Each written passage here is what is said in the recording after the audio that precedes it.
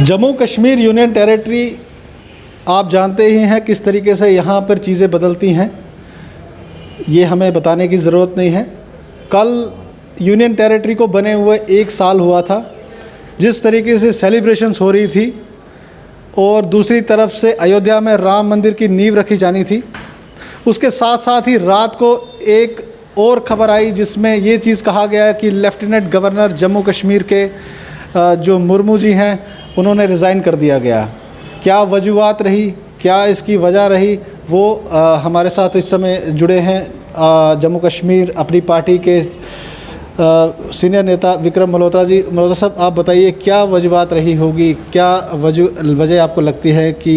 Lieutenant governor को यहाँ से रिज़ाइन करना पड़ा? देखिए, वजूहात क्या होगी उस पर मेरा कमेंट करना ठीक नहीं होगा। ये सवाल तो आपको वो लोग का जवाब दे सकते हैं जिन्होंने ये फ़ैसला लिया है। हमारा अपना मानना ये है कि जम्मू कश्मीर को पिछली 5 अगस्त से लेके एक लेबॉर्ट्री के रूप में इस्तेमाल किया जा रहा है और बहुत सारे प्रशिक्षण यहाँ किए गए, एक्सपेरिमेंट्स किए गए और मुझे लगता है ये भी उसका एक हिस्सा है। और हम उम्मीद ये करते हैं कि ये एक्सपेरिमेंट जो है, जो लेटेस्ट एक्सपेरिमेंट है, वो केंद्र सरकार का जो है वो जम्मू कश्मीर के लोगों के हितों में आगे साबित होगा, ये फैसला साबित होगा। देखिए, बहुत समय से इस तरह से जो डिसीजंस हम देखते हैं, जो फ्लिप फ्लॉप सेंटर का रहा और जिस तरह से उनके फैसले रहे, वो कहीं ना कहीं सुनने में तो ये आता था कि जम्मू कश्मीर के हित में होगा जो होगा 5 अगस्त के बाद, पर धरातल पे कहीं ऐसा देखने को नहीं मिला। और हम आशा करते हैं कि जो नए गवर्नर एलजी साहब आए हैं वो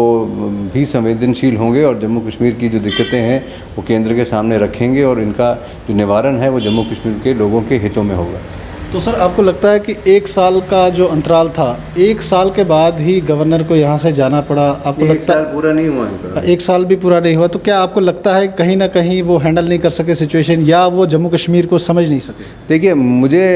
ऐसी टिप्पणी करना मुझे लगता है सही नहीं रहेगा क्योंकि उन्होंने कोशिश मुझे लगता है की अपनी तरफ से, और एक आउटरीच का प्रोग्राम उन्होंने अभी बनाया था जहाँ कश्मीर में वो सारी कॉन्स्टिट्यूंसीज़ में गए, पब्लिक दरबार भी किए और कोविड भी उसके बीच में आ गया। अब क्या परिस्थितियाँ रही, क्यों उनको 1 साल भी पूरा करने से पहले केंद्र ने ये समझा कि उनका तबादला किया जाए? मुझे लगता है कि वो दोबारा से मैं उसको बात को रिपीट करूँगा कि ये एक और एक्सपेरिमेंट है एंड वी होप कि this experiment is in the interest of the people of JNK। Sir, Manoj Sinha जो नए लेफ्टिनेंट गवर्नर यहाँ पर आ रहे हैं, ये पुराने एक मंजे हुए नेता हैं भारतीय जनता पार्टी में, इन्होंने काफ़ी लंबे समय से काम किया है। क्या उम्मीद है आपको, क्या लगता है आने वाले दिनों में आप लगता है कि वो जम्मू कश्मीर को समझ पाएंगे? देखिए, पॉलिटिकल आदमी है, मुझे लगता है कि वो अपना ब्रीफ भी दिल्ली से लेके आएंगे और ज़्यादा संवेदनशील हो सकते हैं उनकी सोच, क्योंकि राजनीतिक पृष्ठभूमि से हैं और उनकी सोच जो है हो सकता है कि ज़्यादा संवेदनशील हो, क्योंकि जम्मू कश्मीर को इस वक्त जो ज़रूरत है वो एक मरहम की ज़रूरत है। ये बीमारू राज्य है और आज यहाँ जो युवा है खासकर से वो बहुत उचेदित है, परेशान है, बेरोज़गारी बढ़ी है और हालात यहाँ सिक्योरिटी के लिहाज से भी ठीक नहीं है। क्रॉस बॉर्डर टेररिज्म भी चल रहा है, शेलिंग भी हो रही है, LOC पे भी हो रही है, कश्मीर में मिलिटेंसी के इंसिडेंट हैं, सरपंच मारे गए, कल भी एक सरपंच मारे गए, पिछले एक महीने में मेरे को लगता है 3 सरपंच जो हैं उनकी शहादत हुई और भारतीय जनता पार्टी के कई नेताओं को भी मारा गया। तो ये मुझे लगता है कुल मिला के सिचुएशन डिफ़िकल्ट है और हम उम्मीद करते हैं कि जो नए LG साहब आए हैं वो संवेदनशील होंगे, सेंसिटिव होंगे लोगों की दुख तकलीफ़ों को लेकर। तो जिस तरीके से यहाँ पर रोष था सर, लोगों को जिस तरीके की उम्मीद थी, डेवलपमेंट की उम्मीद थी, एम्प्लॉयमेंट की उम्मीद थी, टोल प्लाजाज लगाए गए और आपकी पार्टी ने भी जिस तरीके से अप्रोच किया सेंटर में कि जो इश्यूज़ यहाँ पर ज़मीनी सतह पे हैं उनको उजागर किया गया, स्टेटहुड की बात की गई, तो क्या उम्मीद है आपको आने वाले दिनों में जो एक्शन हुआ है उसका भी आपकी पार्टी का असर लगता है, या जो आने वाले दिनों में आप स्टेटहुड की डिमांड कर रहे हैं उसके बाद? देखिए, जिस तरह से ये डिसीजन सरकार लेती है और मोदी जी टफ़ डिसीजंस लेने में जाने जाते हैं, तो कोई बड़ी बात नहीं कि आपको स्टेटहुड 6 दिन में मिल जाए, 6 साल में भी ना मिले, पर उम्मीद हम करते हैं कि स्टेटहुड जो है, क्योंकि फ्लोर ऑफ द हाउस पे ऑनरेबल होम मिनिस्टर ने ये कहा है, तो स्टेटहुड की उम्मीद जो है वो हमको है और मोदी जी से सबसे ज़्यादा है, because is a man of his words. अगर वो उन्होंने कुछ बात कही है और जब हम भी मिले थे तो आश्वस्त किया था उन्होंने कि आपको स्टेटहुड जो है हम जल्दी से जल्दी बहाल करेंगे। और मुझे लगता है अगर कोई बड़ी बात नहीं है कि आपको आने वाले 6 दिनों में, 10 दिनों में कभी भी स्टेटहुड की बात की जाए, क्योंकि किसी ने एक्सपेक्ट नहीं किया था ऐसा डिसीजन आएगा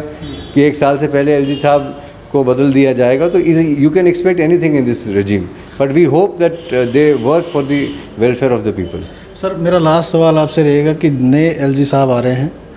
आपने कुछ ना कुछ माइंड में ज़रूर रखा होगा कि जब आएंगे उनके सामने आपने क्या क्या इश्यूज़ लेके जाएंगे, आपको कहीं ना कहीं माइंड इश्यूज़ वही हैं जो पहले एलजी साहब के सामने थे। मुझे लगता है कि उनको यहाँ एक कोहेसिव एडमिनिस्ट्रेशन की ज़रूरत है जहाँ पे आपस में विरोधाभास ना हो। पिछली एडमिनिस्ट्रेशन में मुझे लगता है कुछ विरोधाभास इंटरनल बहुत ज़्यादा था। तो अगर ये एलजी साहब उस विरोधाभास को लेके और ब्यूरोक्रेसी को ये संदेश देने में कामयाब हों कि उनको सेंसिटिव होना है लोगों के दर्द को लेके, तो मुझे लगता है यही हमारी सबसे बड़ी जो मांग भी रहेगी उनसे कि जो लोगों की दुख तकलीफ़ है उसको लेके सेंसिटिव होना पड़ेगा जम्मू कश्मीर की गवर्नेंस को। बहुत शुक्रिया। तो ये थे विक्रम मल्होत्रा हमारे साथ, ये सीनियर नेता है जम्मू कश्मीर अपनी पार्टी के। इनका कहना है कि जिस तरीके से डिसीजन हुआ है ये काफ़ी चौंकाने वाला था, मगर इन्हें उम्मीद है कि आने वाले lieutenant governor Jammu Kashmir political आदमी हैं, वो यहाँ के लोगों के दुख दर्द को समझेंगे और इनकी ये भी इनका कहना है कि आने वाले दिनों में ये ज़रूर उनसे मिलेंगे और इश्यूज़ जिस तरीके से जम्मू कश्मीर में काफ़ी हैं उसको वो उनके सामने रखेंगे। आज के दिन हम आपको पूरा दिन अपडेट करते रहेंगे और भी नेताओं से बात कराएंगे। तब तक आप जुड़े रहें NH1 न्यूज़ के साथ।